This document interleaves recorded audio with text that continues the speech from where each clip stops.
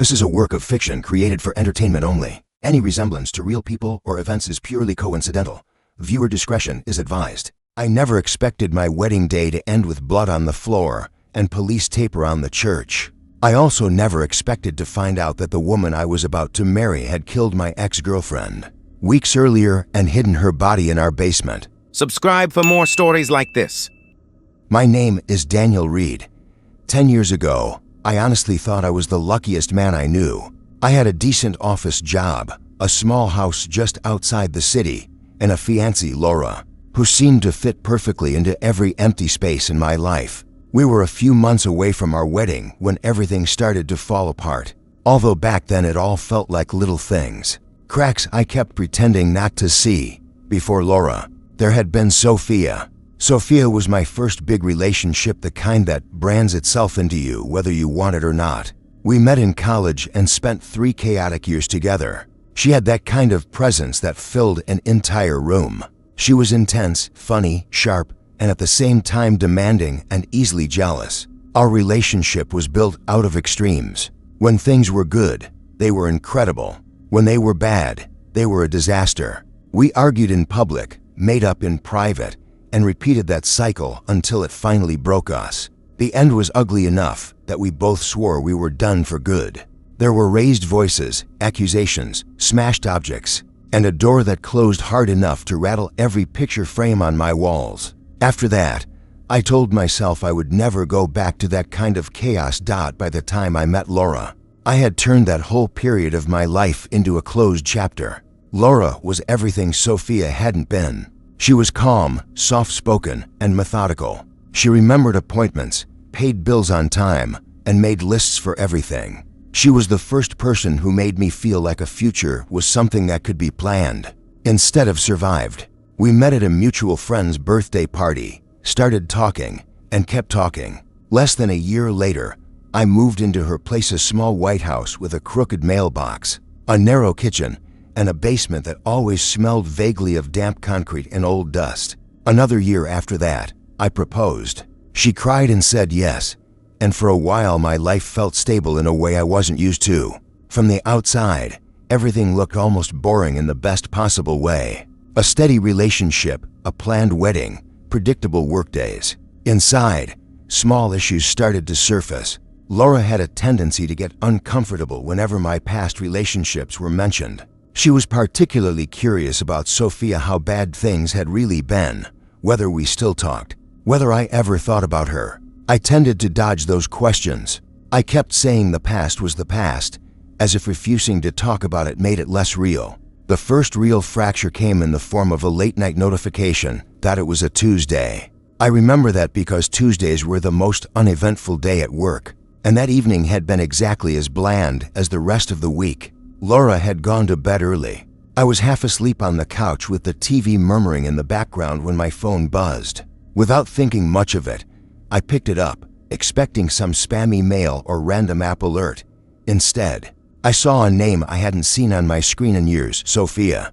The message was surprisingly polite. She wrote that she'd heard, through mutual friends, that I was getting married. She said she wanted to talk, to clear the air, to apologize for how things had ended between us. She mentioned that there were things she regretted, and that it would mean a lot to her if we could end things, at least emotionally, on a better note. I sat there for a long time staring at that message. I knew perfectly well what a smart, loyal fiancé should do: ignore it, delete it, tell Laura about it, and move on.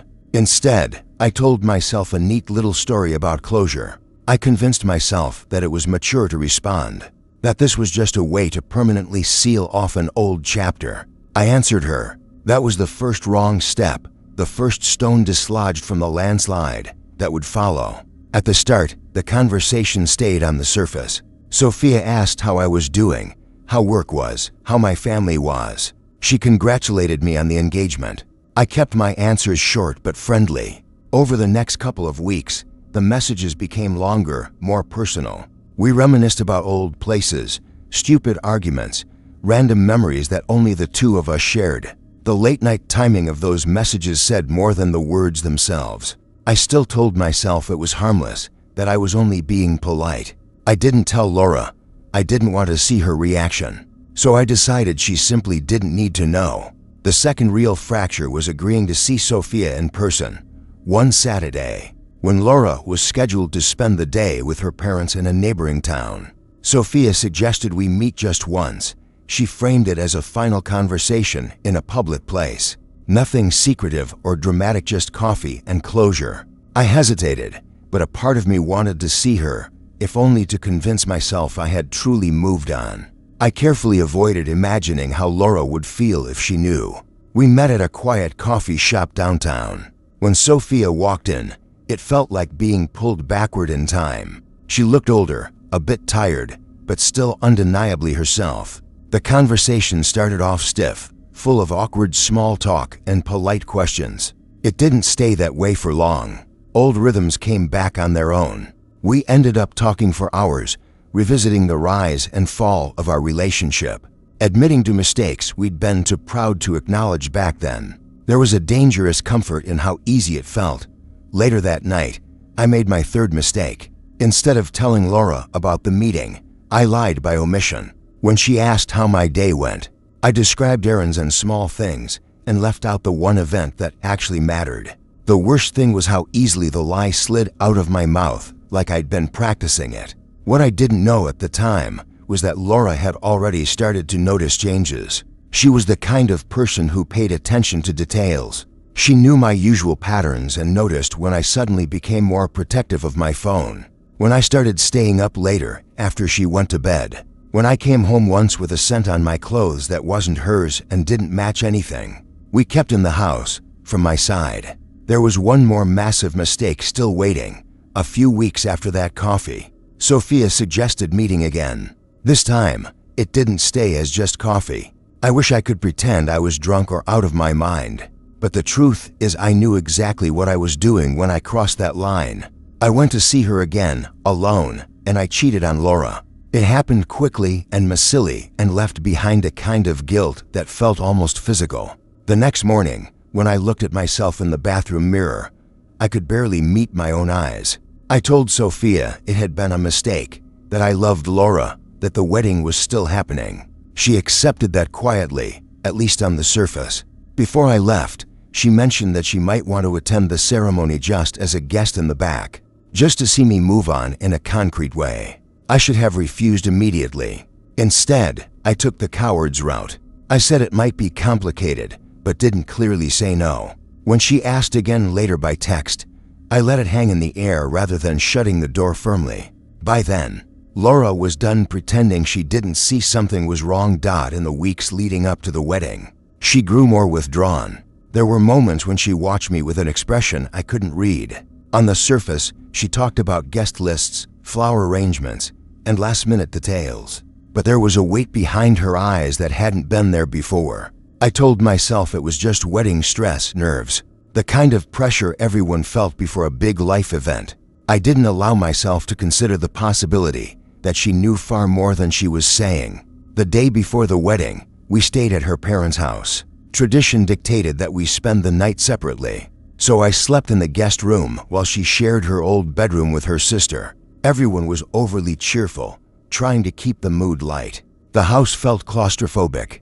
I barely slept that night. My mind ran in circles about Sophia, about the affair, about the possibility of her showing up at the church, about Laura and what she sensed but hadn't voiced aloud. The morning of the ceremony, everything moved in a blur. Relatives came and went. Photos were taken. Ties were adjusted. People smiled at me and told me how lucky I was. The church was decorated exactly as Laura had planned: soft colors, simple flowers, sunlight filtering through old stained glass. It looked almost painfully peaceful. About an hour before the ceremony, my phone was taken from me by the wedding photographer, who joked that grooms weren't allowed to be seen checking their phones at the altar. I laughed weakly and let it go, secretly relieved that I wouldn't have to see any new notifications that might appear. I didn't know there was already one on the screen. Sophia had texted earlier that morning. In that message, she said she was in town, near the church, and that she wanted to see me for a brief moment before everything started. She wrote that she had something important to say, something she didn't want to send in text. I didn't see that message until it was far too late. The ceremony was supposed to start at noon. At 12:15, Laura still hadn't arrived. At first, everyone assumed it was normal. People joked about brides being fashionably late. The priest said they'd wait a few more minutes. My mother suggested car trouble, nervous tears, last-minute makeup fixes. After half an hour, the murmurs in the church shifted. Some guests started wandering back and forth, checking the entrance and talking to the wedding coordinator. Someone called Laura's mother, who said she had left the house on time. No one could reach Laura on her phone. While this confusion was unfolding, my anxiety shifted from embarrassment to real fear. I kept thinking about Sophia. I imagined her standing somewhere outside, watching the church doors, waiting. I imagined Laura finding out, seeing her, confronting her. None of those mental pictures ended well. Eventually, the priest guided me to a small room at the back of the church, while the guests were asked to wait in the hall. Time became slippery. 10 minutes felt like an hour. At some point, my sister came in holding my phone. She said it had been buzzing and that I might want to check it. That was when I saw Sophia's earlier message and realized she had indeed been close to the church. There were also a few missed calls from an unknown number, and a new voicemail that I didn't listen to until later. The police were called when Laura's parents confirmed she wasn't with them and that they had no idea where she had gone. At first, the call was framed as concern for a missing bride. As the officers arrived and started asking questions, the situation turned darker. They asked about stress, disagreements, cold feet. They asked about exes. They asked about Sophia when her name eventually surfaced. I tried to keep things vague, but guilt made me clumsy.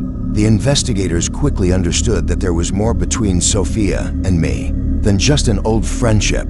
They also became very interested in the fact that Sophia had sent me a message from somewhere near the church and then stopped responding entirely. She never came inside. She never sent another text. No one saw her again. Hours later, the wedding was officially called off. Guests left in uncomfortable clusters, trying not to look directly at me or at Laura's devastated parents.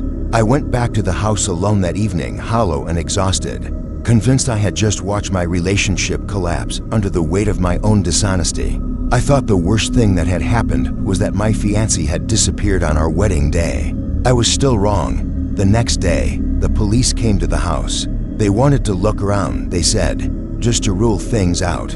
Laura's parents didn't know where she was. Her phone was off. Mine was full of calls I didn't want to return. I let the officers in, numb and compliant. I answered their questions as best I could, trying to avoid going into too much detail about my affair with Sophia. Though they already suspected it, they did a cursory search, checking Laura's things. Our bedroom, the bathroom, the small rooms upstairs. Eventually, someone asked about the basement. The basement in that house had always made me uneasy. It was half finished, with exposed pipes, rough concrete, and a single dangling bulb that threw more shadows than light. We kept old boxes down there, seasonal decorations, and things we didn't know where else to put. The door creaked every time it opened. When the officers went down, I stayed at the top of the stairs. I can still remember the way the air changed. There was a moment of ordinary sounds, the footsteps, the creak of the steps, the quiet murmur of their voices. Then there was a silence that lasted just a little too long, followed by a call for backup. They found Sophia's body in a hidden space behind some shelves and stacked boxes at the far end of the basement. Someone had moved things carefully to cover the entrance to that corner. It hadn't been a rushed job. It was deliberate. She had been there for days, maybe weeks. The exact timeline blurred in my mind when they later explained it. But one detail stuck. She had died violently, and it hadn't been an accident. I remember sinking down on the floor at the top of the stairs while they called more units. Forensic teams, supervisors. I remember the sound of radios, of heavy boots, of distant murmurs. I remember one of the officers asking me who had access to the house. I answered automatically. I told them it was just me and Laura. I told them we didn't give out keys. From that moment on, everything became a different kind of nightmare. Laura was picked up by the police 2 days later, in a motel 2 towns away. She didn't try to run far, didn't try to disappear completely. It was almost as if she just needed a little distance to catch her breath. before facing what she had done. According to what the investigators later told me, she admitted relatively quickly that she had confronted Sophia. She had found out about the messages by noticing changes in my behavior and eventually going through my phone and computer. She had seen that the contact with Sophia had escalated, that I had met her in person, that I had cheated. She knew Sophia planned to come to the area before the wedding. At some point, Laura decided that if she couldn't erase my past, she would remove the person who embodied it. She called Sophia and invited her to the house days before the wedding, presenting it as a chance to talk, to make sure there would be no drama or surprises. I wasn't home when this happened. I was at work, fielding last-minute calls about printing orders for the wedding programs, while the two women I had tied together in a lie faced each other in my basement. Exactly what happened down there was reconstructed later through physical evidence and Laura's partial statements. There was a confrontation, then an argument that escalated. Laura had prepared a weapon beforehand. She hadn't gone into that basement intending to have a calm conversation and leave it at that. When it was over, Sophia lay dead on the cold concrete. Laura moved her into the far corner, covered the area with boxes and old furniture, cleaned up as best she could, and then went back upstairs. When I came home that day, she acted tired but normal. I had no idea that in the floor just below me, my ex's body was already hidden. On the day of the wedding, Laura drove towards the church and then turned around. She had convinced herself, at first, that she could still go through with it, that her actions had been justified in some twisted way. But the closer she got to the ceremony, the more impossible it became. She couldn't stand in front of everyone and promise a future built on what she had done. Instead, she left her phone off, checked into a cheap motel, and waited when they arrested her. She didn't deny what she'd done. She did, however, react very differently when it came to her feelings about me. Some days she expressed remorse, saying she had lost control and ruined both our lives. Other days she insisted that she had only done what was necessary to protect what we had. One thing stayed consistent. She blamed Sophia for pushing herself back into our lives, and blamed me for letting her. The trial that followed was long and excruciating. I was called to testify about my relationship with Sophia, my engagement to Laura, the messages, the meetings, the affair. Every secret I had tried to keep off the surface was dragged out under cold fluorescent lights and recorded. My worst mistakes were recited back to me as evidence. I watched both families break down in different ways.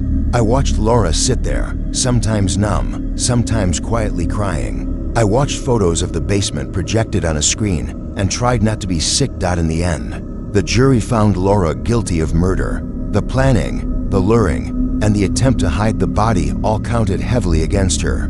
The sentence was 25 years in prison, with no possibility of parole for a long time. I didn't attend the final day when they read out the exact number. I heard it later. The last time I saw Laura was in a visitation room at the prison. Months after the conviction, I went because I felt like I needed some sort of closure, even if I had no idea what that would look like. She looked thinner, paler, but still unmistakably herself. The calmness that had once comforted me was now unsettling. She talked about the trial, about how everyone had turned against her. She talked about how I had betrayed her first. She blamed me, then excused me, sometimes within the same sentence. It felt like watching someone rearrange their memories, so they didn't have to look directly at the worst parts. What stuck with me most was what she said as the guards signaled that the visit was over. She looked at me with an intensity that reminded me of how she used to look when she was planning our future on the couch with notebooks and pens. She told me that 25 years was a long time, but not forever. She said that I shouldn't think of our story as completely over. She told me she would come back for me. She said it like a promise, not a threat, and that made it even worse. That was 10 years ago. I moved away from that town after the trial. I sold the house and never set foot in that basement again. I changed jobs. I went through therapy. I deleted old messages, numbers, photos. I tried to rebuild some kind of life out of what was left. On the surface, I managed.